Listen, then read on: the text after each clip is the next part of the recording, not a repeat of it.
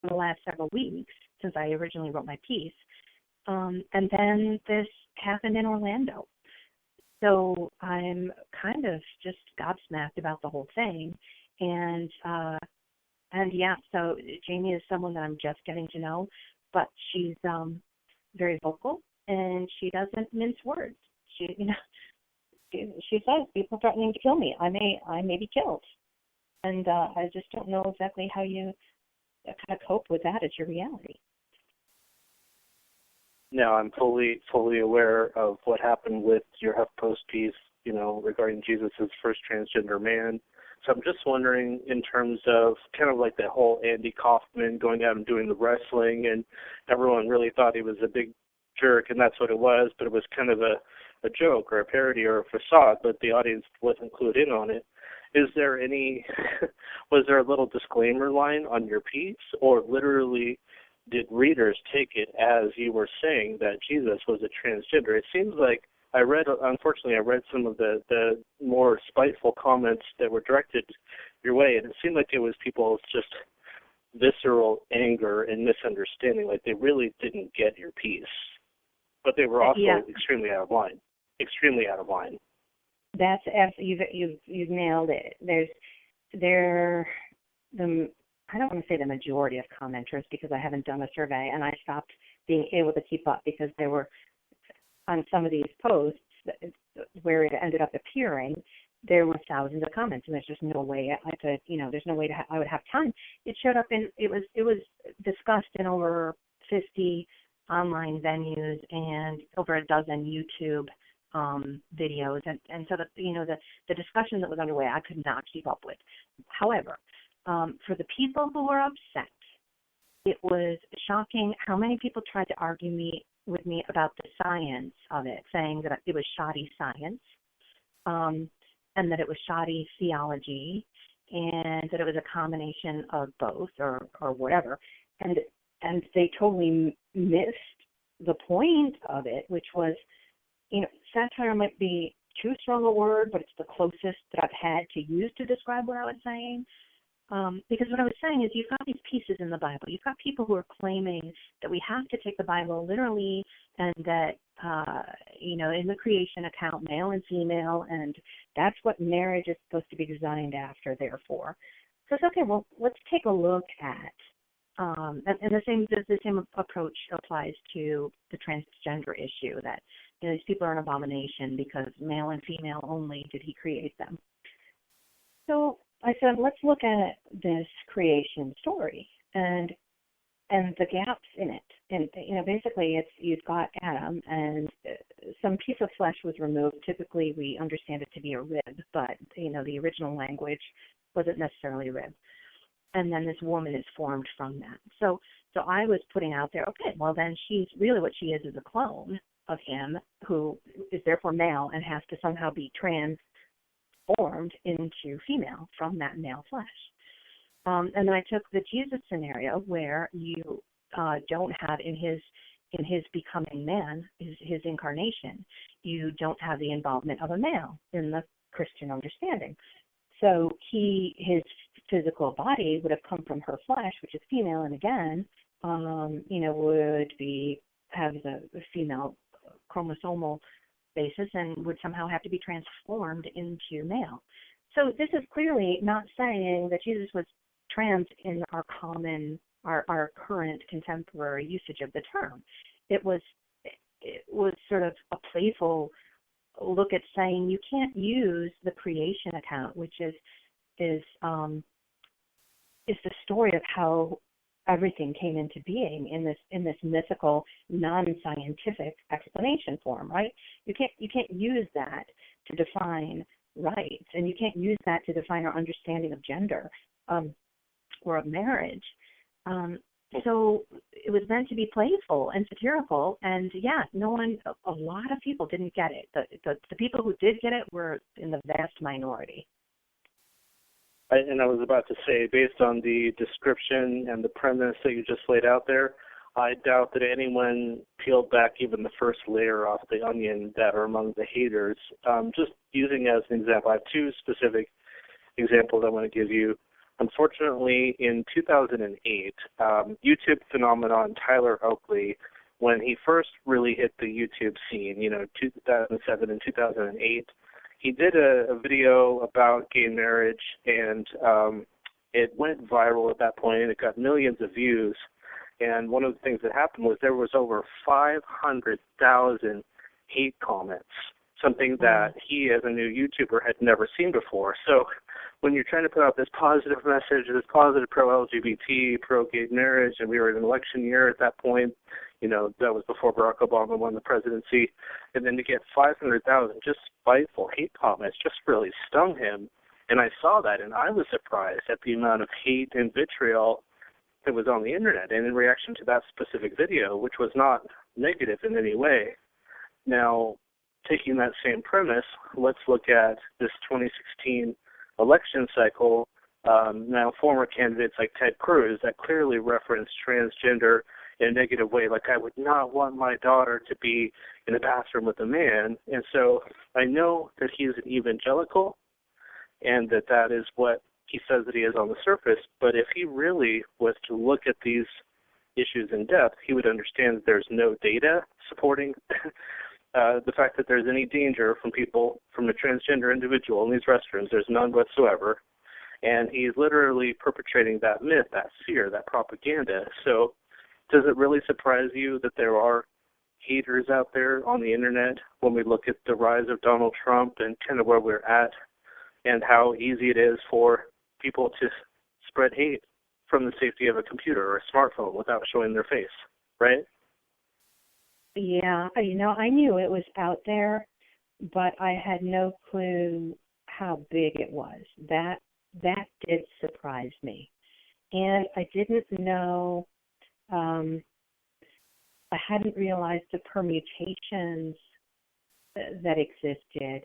For example, one of the groups that ended up talking about my piece was essentially a white supremacist website.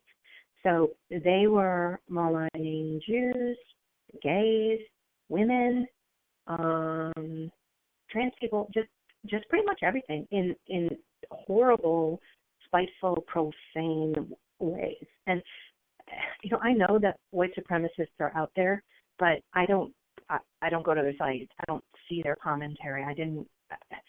And I saw anti-Jewish sentiment in a surprising number of places too. Saying, well, the HuffPost, it shouldn't be surprising that you see this stuff in the HuffPost because it's owned by Jews. And I'm like, seriously, are you kidding me? This is where we are socially. So I knew it was out there.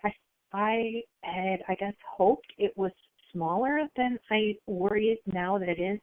I think that, Donald Trump was a bit of a sign, a heads up that was the case, because I can't understand how any reasoning, particularly Christians, can support him, and yet they do adamantly. So it should have been a heads up that it's as widespread as it is, but it still shocked me, the breadth of it all. And you mentioned the Cruz and his view on transgender, and what's happening, I bet you've noticed it too, is they're saying, okay, well, there's no data that trans men are going to abuse your daughters, right? Or vice versa. I don't even know what they're thinking, but there's no data. So what we'll say is, well, it'll allow predators in. They'll put on a costume, right, and they'll come in. So that's where it's turned quickly. Within like 2 months or something, it shifted from trans people are going to abuse our kids to, oh well, predators are going to come in pretending they're trans and they're going to abuse our kids. And that way they don't have to deal with the reality of the prejudice that exists. It gives them a handy out, I think. I think that there is some fear in religion, some propaganda, but in this particular case, every one of those 17 candidates on the Republican side wanted the job. They wanted to win the nomination, and they wanted the presidency of the United States, the power, the control, everything that went along with it.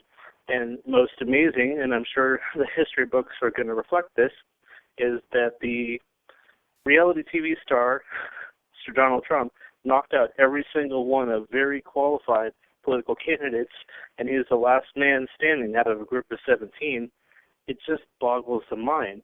I've heard it said so many times that he put his finger on the pulse of hate in the United States of America, and he felt the hate, and he found the exact place to tap in, to put in that central line and draw that blood. And it's just horrifying. I've never seen anything like this. This is not like the 1980 presidential race, the 84, the 88, the 92. This is unheard of in our lifetime. It's time for unification on the LGBT community. On the Democratic side, there's so much, and we only have until November before we may face historic consequences, right? Yeah. I don't know if you saw it, but Trump tweeted today something about, I'm just trying to scan here and see if I can find it, but basically he is the LGBT champion because Hillary is going to be letting all these terrorists come in to target the LGBTQ people. So, yeah, he's somehow now our champion. Seriously? I saw that. I did see that, and I don't buy it for a moment because, and we just had Jim Obergefell. He's today's guest. He referenced the fact that Trump stated previously that in a Supreme Court appointment, he will specifically appoint someone that will work to undo same-sex marriage. So he has already made his political agenda clear.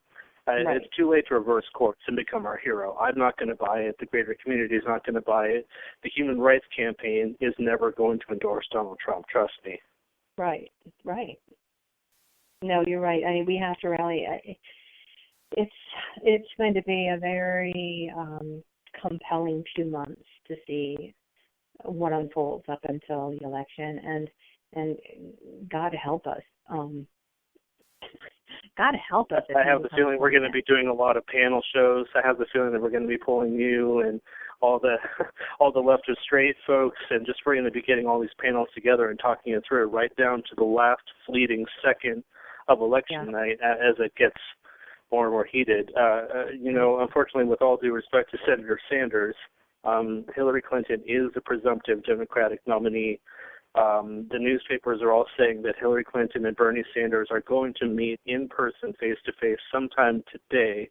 My best read on that is that it's about unification. Obviously, we don't know their exact intention or what the game plan will be, but they're both smart enough to know that they need to corral each other in some capacity in order to get the Democratic side in line, in order to take on Trump. Right. And in order, what my hope is that he keeps opening his mouth and alienating more groups. The last one seemed to be the Native Americans. He said something stupid about Pocahontas or whatever.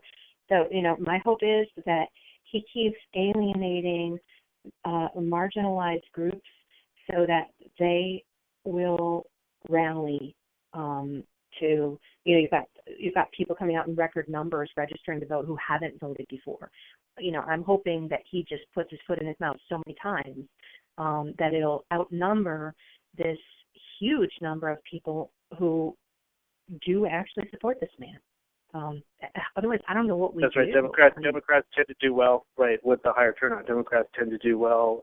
If people just hang it up and don't go to the polls, that's when Republicans sneak in a second George Bush term with everyone asleep at the wheel, Yeah. Yeah.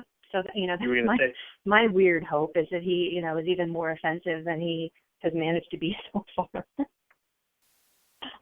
Well, they've been experimenting in the last few weeks, teleprompter, no teleprompter, and trying to get into less vitriol and hate speech, but no one really bought the prospect or concept of a Donald Trump teleprompter event because it's like, no, he's been known for being unhinged, no teleprompter, and just the hate. I'm telling you, Suzanne, I've been there. I listen to all the Sunday shows on a podcast. I do it as a marathon, Meet the Press, State of the Union, Fox News Sunday. And so literally I've had more Donald Trump in my life than I ever thought I ever would, just by prospect of the fact that the media put him on blast And I wholly believe in my heart, because I saw it and I've heard hundreds of hours of Donald Trump against my will. I believe that the media is responsible for his rise, because